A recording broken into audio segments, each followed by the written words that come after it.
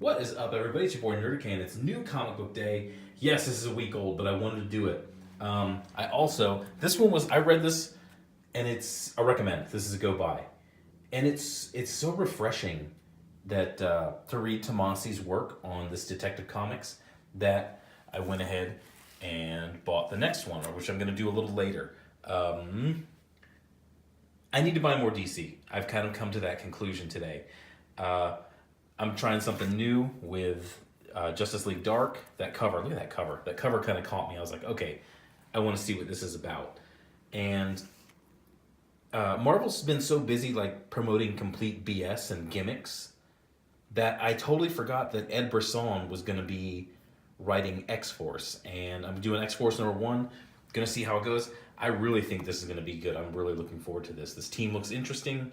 It's a very tactical type team. I'm interested to see what Ed Brisson's doing that. But let me get to this, okay? So this is Batman Detective Comics, and it's leading up to 1,000, the countdown to 1,000.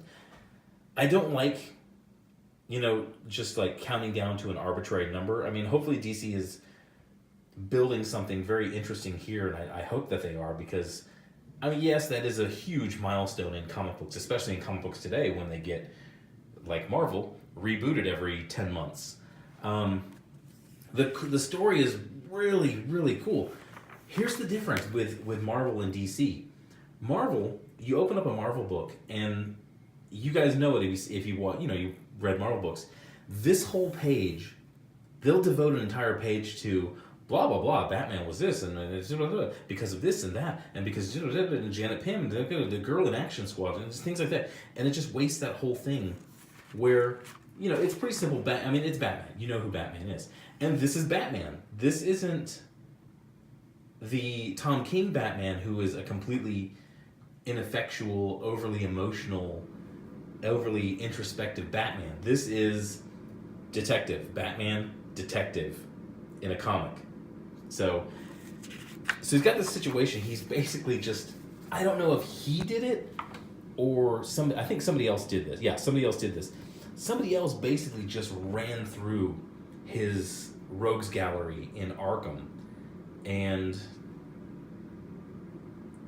they're kind of like in the aftermath of it. And I don't know if Batman did this questioning them, or if somebody else did this. But they've gotten all beaten up, and this, oh yeah, Batman did it. Okay, this hard ass, real, actual Batman did all of that, and he's like, yeah, that's just the way I have to do it. So he's trying to figure out somebody attacked Alfred and attacked a few other people in his life. So we get this really cool scene, and this is him sort of putting together the clues with Damian. Once again, if this were a Marvel book, you would see this, cutesy pie description of who Damian is, and it would just be completely just saccharine, sickening the way they did it, But the cool thing about this is you see, just in the way that they talk to each other, just the way Batman, Bruce Wayne, talks to Damian Wayne, he sees him as a very competent, I guess subordinate still, not really as an equal. He's still got the father-son dynamic, but he understands that Damian is very competent, even though he is so young. He says right here, when this is over, you and I need to talk and straighten things out between us, make it right.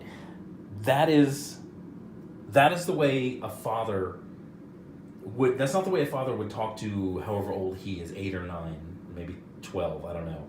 That is the way a father would talk to a much more mature child of theirs. And that is the interesting dynamic that Tomasi wrote into this, is that's how you see the relation. That's how it feels between this, is he's not looking at Damian as a Robin. He's not looking at him as a child. He's giving him the respect and giving him the responsibility of guarding Alfred. So he takes off and he has to track down this dude. I forget his name, but this is another guy who basically taught Batman to hunt criminals, hunt people, because he's an assassin. So it's kind of cool. It goes through Batman or Bruce Wayne using all these disguises while he's in Paris. He's disguised as like some rich playboy with 2 women on his arm. He doesn't care about these women. He's listening to these guys in the back, tracking down. I want to say his name is Alucard. Ducard. And he's holed up. This dude sort of knows something's going on too. So he's holed up in a crypt, waiting for these people who are trying to kill him. And I guess it turns out Batman gets there first. They have a pretty cool fight. There's some cool fights in this. This is way different than a Marvel book because the Marvel book wouldn't have any fights. It would just have a lot of talking. And I'm going to try to skip a bit because I don't want to get the copyright strike, so I'm skipping a couple pages. There's a lot of ads for a book, but here's the problem with DC. This is one of the problems I've always had with DCs, especially when they started doing the Dark Knight's Metal. They get these like this is what's been doing all the damage. This is what's been doing all the attacks. This weird amalgamation of all his villains, and it doesn't really make a whole lot of sense. I mean, it's Batman world, so it's a little weird, but it just seems, instead of creating some new character and some new villain, which is difficult in the Batman mythos, instead of doing that, it seems a little lazy just to jam them all together and make it this creature made out of protoplasm, which they can shoot holes in and it doesn't really stop it. It's a little lazy, but I guess, I don't know, all right. I think that's kind of dumb. But, so they go through the fight on that, and it ends, and they think that Ducard is dead. I don't think he's dead, but this is the point where Batman is starting to realize, Bruce Wayne, I'll call him Batman. Batman is starting to realize what's going on. This is the detective part. And it's really cool because he's like, okay, this is all linked, and they're, as he said, whoever's doing this is going through it, and they're going through the people who made Batman, and he's trying to unmake Batman. So he has to go to the mountain where he got his martial arts training. And this is the cool thing about Tomasi's Batman. The Tom King Batman would have had to go to counseling and talked about the significance of the people and how they shaped my life and what it means now they're gone. And this isn't that ineffectual, overly emotional Batman. This is hard-ass, climb a mountain by myself Batman. So he gets to his former dojo, I guess a dojo, what you would call it, and this dude is like the last guy guarding, and they have a short conversation, and he's guarding the master. He's the last one left alive. And instead of, going through all this spiel and talking about how he used to be a student there, he's just like, okay, once again, this Batman being a badass, it's like, I'm just going to beat my way through it.